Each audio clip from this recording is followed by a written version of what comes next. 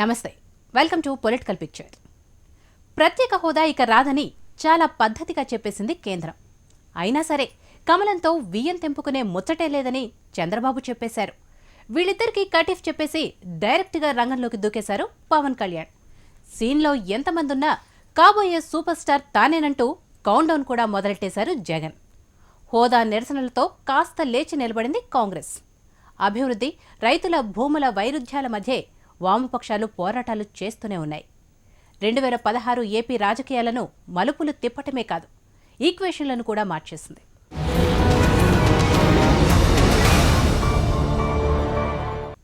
కష్టాలు, కన్నీళ్లు, అవే మనకు అవకాశాలు అంటూ కొత్త కాన్సెప్ట్తో జనం కనెక్ట్ కావటానికి బాబు పదే పదే ప్రయత్నిస్తున్నారు.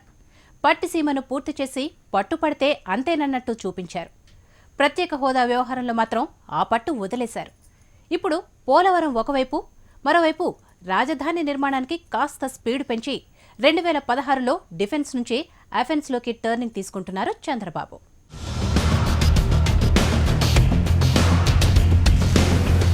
విభజన వద్దన్నా జరిగిపోయింది. క్యాపిటల్ లేదు, క్యాష్ కూడా లేదు. అందుకే ఉరకలేస్తోన్న జగన్ను కాదని బోలెడంత అనుభవం ఉన్న బాబు వైపే మొగ్గారు మెజార్టీ జనం. మొగ్గే ముందు పైనుంచి మోడీ ఇమేజ్ని చూసి లోకల్గా పవన్ పంచులు విని ఈవీఎంలు నొక్కేశారు. సార్ వచ్చేశారు. పైసలు లేవంటూనే ప్రమాణ స్వీకారానికి బాగా ఖర్చు పెట్టారు. అయినా జనం పట్టించుకోలేదు. పోనీలే, 10 ఏళ్ల తర్వాత పవర్ వచ్చాక ఆ మాత్రం సంబరం ఉండదా అనుకున్నారు.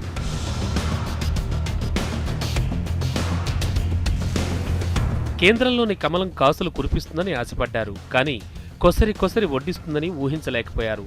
సెంటర్లో పవర్ఫుల్గా తయారైన బీజేపీ మాట వినదని అర్థమైపోయింది. అందుకే పెట్టిన దానితోనే సాటిస్ఫై అయిపోవడం అలవాటైపోయింది. ఢిల్లీలో సుజనాతో శభాష్ చెప్పింది. ఆ తర్వాత లీకు వార్తల్లో మండిపడినట్లు చూపించి ఆ తర్వాత అంతకంటే ఏం చేస్తామని చెప్పేయడం పరిపాటైపోయింది.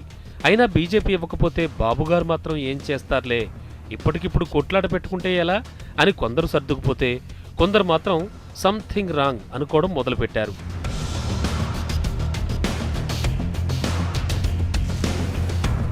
రుణమాఫీ వాగ్దానంతో రైతులందరినీ ఫ్యాన్స్గా మార్చేసుకున్న బాబు షరతులు వర్తించును అని గెలిచాక చెప్పేసరికి చాలామంది అవాక్కయ్యారు. కాగితాల మీద చేసిన, లెక్కల్లో చూపించిన మొత్తం మీద కొంతవరకు మాఫీ అయితే చేసేశారు బాబుగారు. ఆశపడిన చాలామంది భంగపడ్డారు. మనసులోని ఎఫ్ఐఆర్లో మాత్రం మాఫీ మాయ పాయింట్ రాసేసుకున్నారు.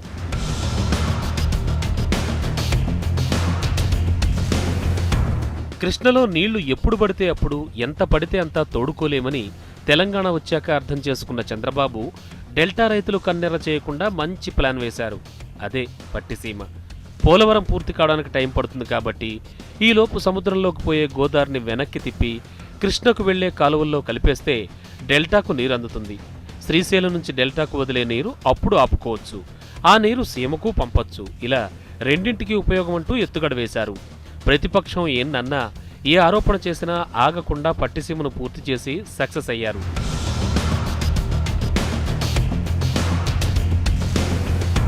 భవిష్యత్తులో ఒక్క సీటు కూడా రాదు, కానీ అలాంటి వారి మీటింగులకు పోయినా నష్టమే వస్తుంది. మాటలు చెప్పడం వేరే, అసలు పనులు చేయడం మీరు గుర్తుపెట్టుకోవాల్సిన అవసరం ఉంది. పట్టిసీమ ప్రాజెక్టులో పూర్తిగా వ్యతిరేకించారు. మామూలు వ్యతిరేకత కాదు. దానివల్ల నష్టం వస్తుందని, గోదావరి ఎడారిగా మారిపోతుందని అక్కడ రైతాంగాన్ని రెచ్చగొట్టారు. సముద్రం లేకపోయే నీళ్లు కృష్ణా డెల్టాకు వాడే నీళ్లు శ్రీశైలం ద్వారా రాయలసీమకు నీళ్లు ఇస్తానని చెప్పాను. కరువు ప్రాంతాలకు నీళ్లు ఇస్తానని చెప్పాను. నన్ను చాలా మంది ఎగతాళి చేశారు. పట్టిసీమ అవసరం లేదన్నారు. ఒకటేసారి నీళ్లు వస్తాయన్నారు. కాదు, ఈ పట్టిసీమ వల్ల కరువు ప్రాంతానికి న్యాయం జరుగుతుందంటే అడ్డం పడిన వ్యక్తుల్ని మీరు ఒకసారి ఆలోచించాల్సిన అవసరం ఉంది. నేను సవాలు విసురుతున్నా. స్వాతంత్రం వచ్చిన తర్వాత ఏదైనా ఒక రాష్ట్రంలో రైతులకు రుణ విముక్తి చేసిందంటే 24,000 కోట్ల రూపాయలు రుణ విముక్తి చేసిన ఏకైక ప్రభుత్వం తెలుగుదేశం ప్రభుత్వం. బెజవాడలో బయటపడ్డ కాల్మనీ వ్యవహారం మాత్రం బాబుకు కాలనాగులా చుట్టుకుంది. టీడీపీ నాయకులు అందులో ఉండడంతో మసి అంటుకుంది. ప్రతిపక్షానికి కూడా ఈ వ్యవహారం ఆయుధంలా ఉపయోగపడింది. ఎవరినీ వదిలిపెట్టేది లేదంటూ గట్టిగా అసెంబ్లీలో గర్జించి కథకు ఫుల్ స్టాప్ పెట్టేశారు. వడ్డీ జలగలు అన్ని పార్టీల్లో ఉన్న అధికార పార్టీ అండ వారికి దక్కిందనేది మాత్రం ఎస్టాబ్లిష్ అయిపోయింది. జనం ఎఫ్ఐఆర్లో ఇది కూడా నోట్ అయిపోయింది.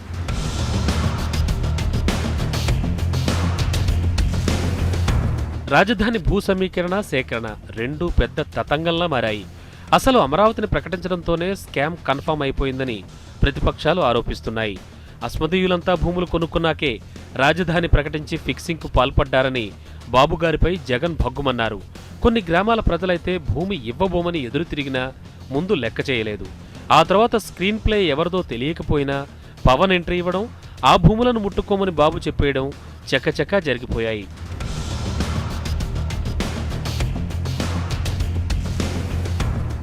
అమరావతిలో మొదలైన భూకంపం బందర్ పోర్ట్, ఎయిర్పోర్ట్ల భూములకు కూడా తాకింది.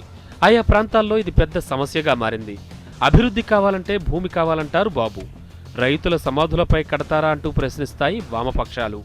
రాజధానిలో అయినంత ఈజీగా మిగిలిన చోట్ల మాత్రం అవడం లేదు. రైతులు ఎదురు తిరుగుతున్నారు. రైతు నుంచి భూమి తీసుకోవడం టీడీపీకి ఓ కార్యక్రమం అయిపోయిందనే రిమార్క్ పడిపోయింది.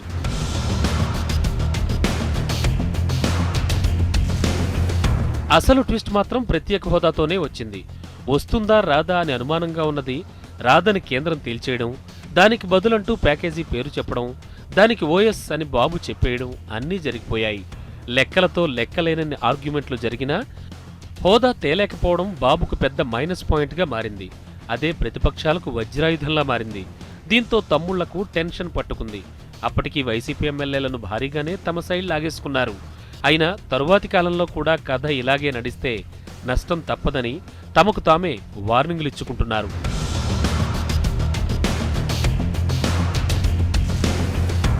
బాబు మాత్రం సోమవారం పోలవరం, బుధవారం అమరావతి అంటూ ఆ రెండింటి జపం చేస్తున్నారు. పోలవరం పూర్తి చేసి గోదావరి, ఉత్తర కోస్తా జిల్లాలను పట్టిసీమతో నీరిచ్చి, హంద్రీనివాతో సాగునీరిచ్చి సీమను, రాజధాని సోకులతో దక్షిణ కోస్తాను, టోటల్గా ఆంధ్రప్రదేశ్ను మళ్లీ తమ వశం చేసుకోవచ్చనేది బాబుగారి వ్యూహంలా కనబడుతోంది. మళ్లీ ఎన్నికలు ఎప్పుడనేది ఎన్నికల కమిషన్ గుర్తుపెట్టుకోకపోయినా జగన్ సాబ్ మాత్రం పదే పదే యాద్ చేస్తున్నాడు. 2.5 ఏళ్లుండగానే 2 ఏళ్లని కుదిరితే ఇంకా ముందేనని, దేవుడు దయతలిస్తే మరో ఏడాదిలోనే ఎన్నికలంటూ హడావిడి చేసేస్తున్నాడు. 2016లో స్పీడ్ పెరిగిందని అనుకుంటున్న టైంలో మళ్లీ ఆపరేషన్ ఆకర్ష్తో టీడీపీ దెబ్బ కొట్టింది.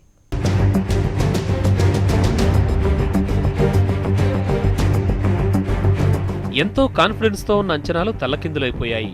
సమైక్యాంధ్ర అంటూ వన్ సైడ్గా మాట్లాడినా ఫలితం దక్కలేదు. అయినా ఈసారి మిస్ అయిన ఛాన్స్ మరోసారి మిస్ చేసుకోకూడదని పట్టుదలతో, పంతంతో అడుగులు వేస్తున్నాడు. కేసుల గొలుసులతో కట్టేసిన కెరీర్ను కాంప్రమైజులతో నెట్టుకొచ్చేస్తున్నాడు.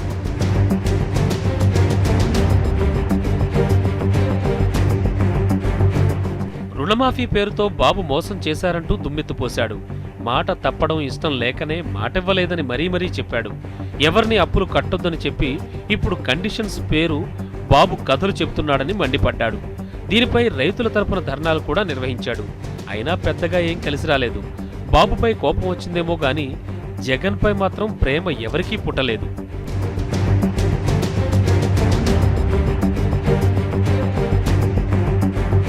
కాల్మనీ వ్యవహారం బయటపడినప్పుడు బాబుపై దాన్ని బాగానే ప్రయోగించారు. అసెంబ్లీలో నిలదీసేనంత పని చేశారు. అయినా అవతల నుంచి అనుభవం తెలివిగా రెచ్చగొట్టింది. అంతే రెచ్చిపోయి సైట్ ట్రాక్ అయిపోయారు.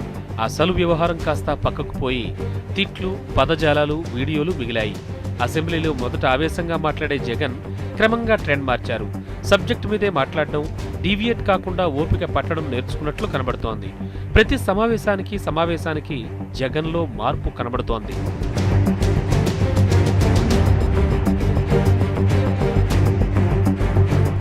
పట్టిసీమను ముందు జగన్ వ్యతిరేకించాడు. ఆ తర్వాత వైసీపీలోనే సీమ ఎమ్మెల్యేలు సమర్థిస్తే గోదావరి జిల్లా ఎమ్మెల్యేలు వ్యతిరేకించారు. తరువాత వాళ్లు కూడా సర్దుకున్నారు. తరువాత జగన్ ట్యూన్ మార్చి ప్రాజెక్టుకు వ్యతిరేకం కాదు, అందులో జరుగుతోన్న అవినీతికే వ్యతిరేకం అన్నాడు. ఇక టీడీపీ ఫ్లాష్ బ్యాక్ కథలు విప్పడం మొదలు పెట్టగానే అది కూడా ఆపేశాడు. ఓవరాల్గా అవగాహన లోపంతో పట్టిసీమను వ్యతిరేకించి చంద్రబాబుకు ఛాన్స్ ఇచ్చినట్లయింది.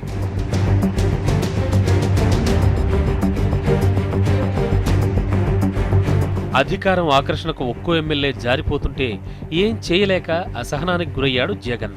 కాసేపు అధికార పార్టీ బ్లాక్మెయిల్ చేస్తోందని, మరి కాసేపు వాళ్లు అమ్ముడుపోయారని, ఇలా రకరకాల వ్యాఖ్యానాలతో తన కోపాన్ని బయటపెట్టాడు. అయినా చాలామంది ఆగకుండా వెళ్లిపోయారు. ముఖ్యమైన నాయకులుగా ఉన్న భూమా, జ్యోతిలా కూడా వెళ్లిపోవడంతో చాలా డ్యామేజే జరిగింది.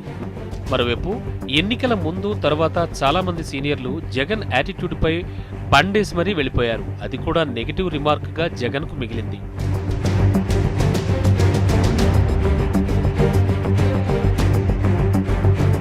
పోలవరం పూర్తి చేస్తే గోదావరి జిల్లాల్లో టీడీపీని ఏం చేయలేమనేది వైసీపీకి టెన్షన్గా తయారైంది. అలాగే అమరావతిలో కనీసం 2 స్లాబులు వేసిన జనాన్ని బాబు సాటిస్ఫై చేస్తారనే భయం కూడా ఉంది. అందుకే ఎలా అని ఆలోచిస్తుండగా ప్రత్యేక హోదాపై బీజేపీ, టీడీపీ వేసిన స్టెప్ జగన్కు రిలీఫ్ ఇచ్చేసింది. అందుకే దాన్నే ఆయుధంగా తీసుకుని మళ్లీ జోరుగా యుద్ధం మొదలెట్టాడు. ఓదార్పు యాత్రలు కాస్త పోరు యాత్రలుగా మారుతున్నాయి. ఏ పేరుతో భూములు లాక్కుంటోన్నా ఆ రైతులకు మద్దతుగా తానున్నానంటూ యాక్టివ్గా వెళ్లిపోతున్నాడు.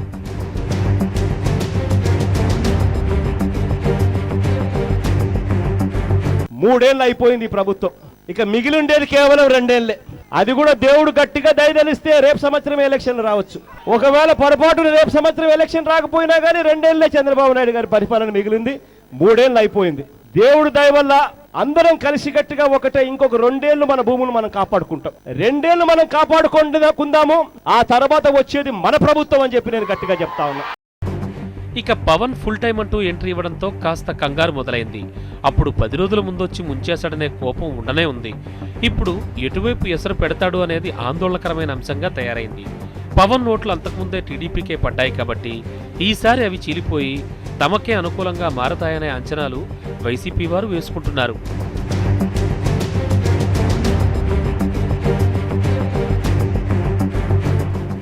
గత ఎన్నికల్లో వామపక్షాలు జగన్ వైపు చూసినా అప్పుడున్న ఓవర్ కాన్ఫిడెన్స్ లో వారిని పట్టించుకోనేలేదు.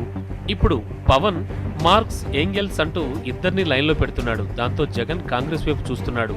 కాంగ్రెస్ ను కలుపుకుపోయి కాస్త బలం పెంచుకుని ఈసారి ఎలాగైనా పవర్ పట్టుకోవాలని శత విధాలా ప్రయత్నిస్తున్నాడు జగన్. బాబు బలహీనతే తమకు బలంగా మారుతుందనే అంచనాలో ఆశలు పెంచుకుంటున్నాడు.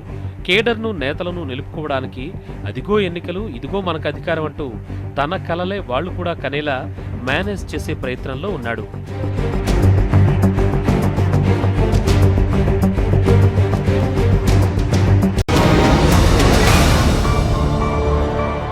టీడీపీ, బీజేపీలకు కటీఫ్ చెప్పేశాడు. తన దారి తాను చూసుకుంటున్నానని క్లారిటీ ఇచ్చేశాడు. వరుస సభలతో 2016లో ఏపీ రాజకీయాన్ని హీటెక్కించేశాడు. వచ్చే ఎన్నికల్లో పోటీ కూడా చేస్తానని అభిమానుల్లో జోష్ పెంచాడు. అంతలోనే స్లో అయిపోయి షూటింగ్లకు వెళ్లిపోయాడు. అక్కడ్నుంచే ట్విట్టర్లలోనే పొలిటికల్ కోర్స్ మొదలుపెట్టాడు.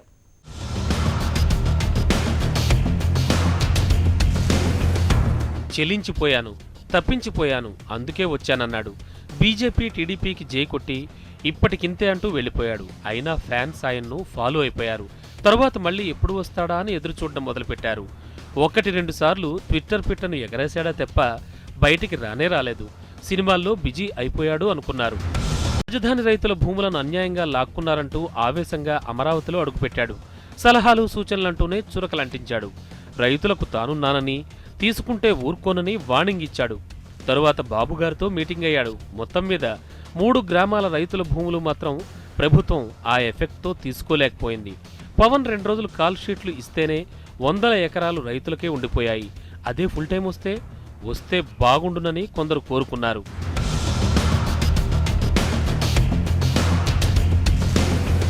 టీడీపీ ఎంపీల పనిపై మరోసారి కస్సుమన్నాడు. ప్రత్యేక హోదా గురించి పార్లమెంట్లో అడగకుండా ఏం చేస్తున్నారని నిలదీశాడు.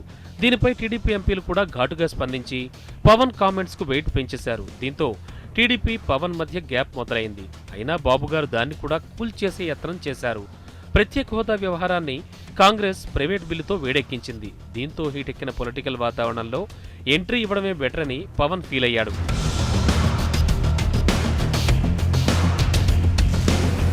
తిరుపతిలో ఓ అభిమాని చిన్నపాటి వాదనతో గొడవ పెట్టుకుని ఆ ఫైటింగ్లో చనిపోయాడు. ఆ వాదనలో వినపడిన డైలాగులన్నీ పవన్ నిజాయితీపైనే కావడంతో అది తెలుసుకున్న జనసేనాని ఎమోషనల్గా నిర్ణయం తీసుకుని సభ పెట్టేశాడు. అందులో టీడీపీని బీజేపీని ఏకి పారేశాడు. దీంతో సర్దార్ రూటు క్లారిటీ వచ్చిందని అందరూ భావించారు. కానీ పవన్ సభతోనే కంగారు పడ్డ బీజేపీ టీడీపీలు హోదా బదులు ప్యాకేజ్ ఇస్తున్నట్లు ప్రకటించి పవర్ స్టార్ పవర్ పనిచేసిందని ఇండైరెక్ట్ గా ఒప్పేసుకున్నారు.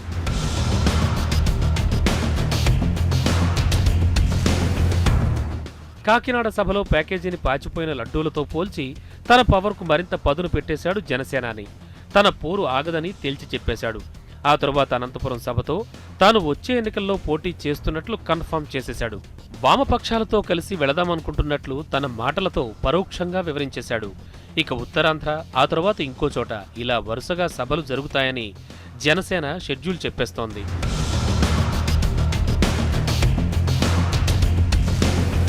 ఇప్పుడు పవన్ ప్రభావం రాష్ట్ర రాజకీయాలపై ఎలా ఉంటుందనేది చర్చనీయాంశంగా మారింది. మరో 2 ఏళ్లు మాత్రం సినిమాలు చేసి ఎన్నికలకు చాలా నెలలు ముందే పూర్తిగా రాజకీయంలో ఉండాలని డిసైడ్ అయినట్లు తెలుస్తోంది. మరోవైపు అన్నయ్య చిరంజీవితో మళ్లీ చేతులు కలిపేశాడు. సామాజిక వర్గం అండతో పాటు తనకున్న ఇమేజ్కు సరైన సైద్ధాంతిక బలం తోడైతే వచ్చే ఎన్నికల్లో గెలుపు దక్కుతుందని జనసేన భావిస్తోంది.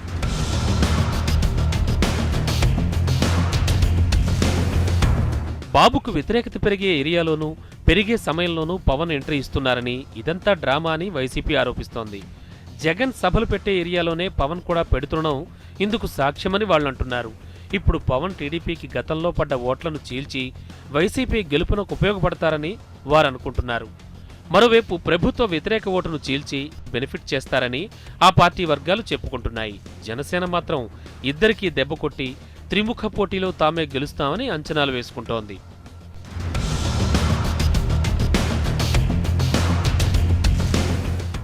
ప్రత్యేక హోదా అంశాన్ని రగిలించి కాస్త ఊపిరి పీల్చుకుంది కాంగ్రెస్. సైలెంట్గా సైడ్ అయిపోయిన తమ మాజీ నేతలందరినీ బుజ్జగించి మళ్లీ దారిలో పెట్టుకుని కాస్త పుంజుకోవాలని ప్రయత్నిస్తోంది. జగన్కు కూడా స్నేహహస్తం అందించి బలం పెంచుకోవాలనే వ్యూహంలో ఉంది కాంగ్రెస్.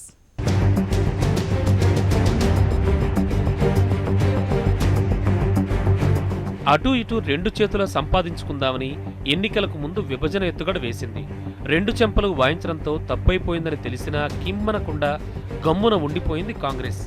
జాతీయ పార్టీ కావడం, ఇలాంటి అనుభవాలు చాలా ఉండడంతో మొండి ధైర్యంతో మళ్లీ లేచే ప్రయత్నం చేస్తోంది. బీజేపీ అడిగి మరీ చేయించుకున్న వాగ్దానం ప్రత్యేక హోదా అమలు కాకపోవడంతో దానిపైనే పోరాటం చేస్తోంది కాంగ్రెస్.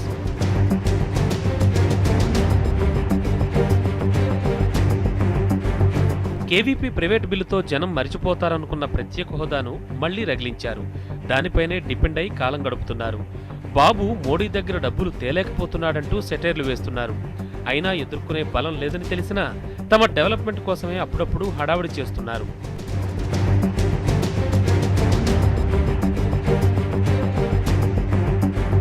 ఈసారికి మాత్రం జగన్తో కలిసి బాబును ఫేస్ చేయడమే బెటర్ అని ఫీల్ అవుతున్నారు. ఇప్పటికే ఆ దిశగా పావులు కదుపుతున్నారు. మరోవైపు విభజనతో అలిగి తమను వదిలేసిన సీనియర్ నేతలు ఉండవల్లి, కిరణ్ కుమార్ రెడ్డి, లగడపాటి వంటి వారిని మళ్లీ దువ్వి తమలో చేర్చుకోవడానికి ముహూర్తం సిద్ధం చేసే పనిలో పడ్డారు.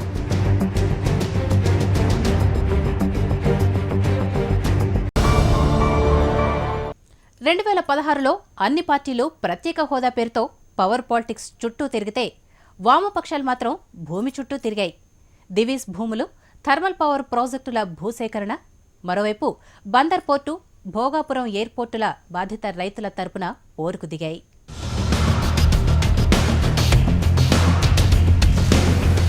ఏపీలో విభజన జరిగిన తర్వాత 1-to-1 యుద్ధంలో నలిగిపోయారు. జనం ఎమోషన్లో వీరిని అసలు పట్టించుకోనేలేదు. అయినా రాజధానిలో భూ సమీకరణ అన్న రణంలోకి ఎర్రజెండాలే ముందు దిగాయి. విజయనగరంలో ఎయిర్పోర్ట్ అనగానే అక్కడ ఎర్రజెండా ఎగిరింది. బందరు పోర్టులో భూములు అనగానే అక్కడ భూకంపం సృష్టించారు. ఇగో ఇప్పుడు గోదావరిలో దివీస్ భూముల్లోనూ హల్చల్ చేస్తున్నారు.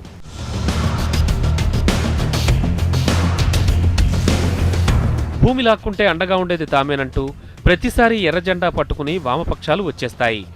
ఎక్కడా కూడా ఈ ప్రాజెక్టు ఉండాలి, దీనికింత భూమి అవసరం, అంత అవసరం లేదు అని అక్కడక్కడా మీటింగుల్లో చెప్పడమే తప్ప రోడ్డుపై లాఠీ దెబ్బలు తినేటప్పుడు కేవలం బాబు డౌన్ అనేది మాత్రమే ఎక్స్పోజ్ అవుతుంది. అందుకే వీరు అభివృద్ధి నిరోధకులు అని బాబు ముద్ర వేసేశారు.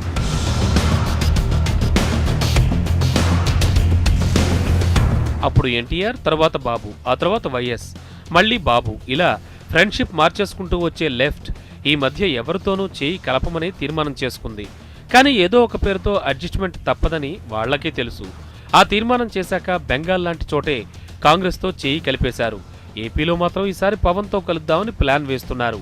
మరి ఈసారి ఏం జరుగుతుందో చూడాలి మరి.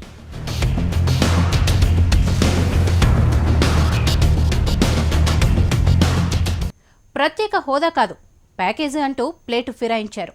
అయినా అఫెన్స్లోనే ఉన్నారు కమలనాథులు. మొదట టీడీపీని కాదని సొంతంగా ఎదుగుదామనుకున్నా మళ్లీ వెనక్కొచ్చి స్నేహగీతమే పాడుతున్నారు.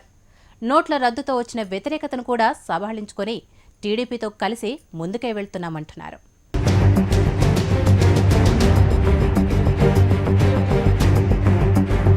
స్వతంత్రంగా ఎదగాలని తొందరపడి బాబును దూరం చేసుకోవాలనే దురాశలో హోదా లేకుండా చేశారు. ప్యాకేజీ ఇచ్చి క్రెడిట్ కొట్టేయాలని ప్లాన్ చేసి దారుణంగా దెబ్బతిన్నారు. డ్యామేజ్ కంట్రోల్ చేయలేనంతగా జరిగిపోయింది. కమలనాథులు ఇప్పుడు ఏ తపస్సు చేసినా ఏపీ పౌరుడు కరిగేలా లేడు.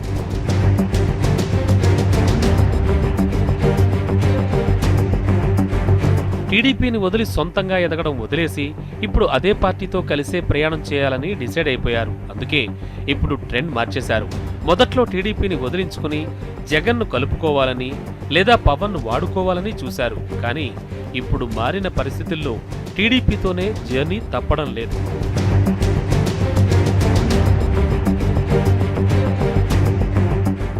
నోట్ల రద్దుతో 2016 టర్న్ అయింది. అటు ఏపీ ఆదాయం పడిపోయింది. అయినా పోలవరం రాజధాని అంటూ బాబు జపం చేస్తున్నారు. మరోవైపు జగన్ అయితే ఎప్పుడెప్పుడా ఎన్నికలు అంటూ ఎదురుచూస్తున్నారు. పవన్ సభలతో స్పీడ్ పెంచే పనిలో ఉన్నారు. కాంగ్రెస్ వామపక్షాలు మాత్రం తమ బలం పెంచుకునే ప్రయత్నాల్లో ఉన్నాయి.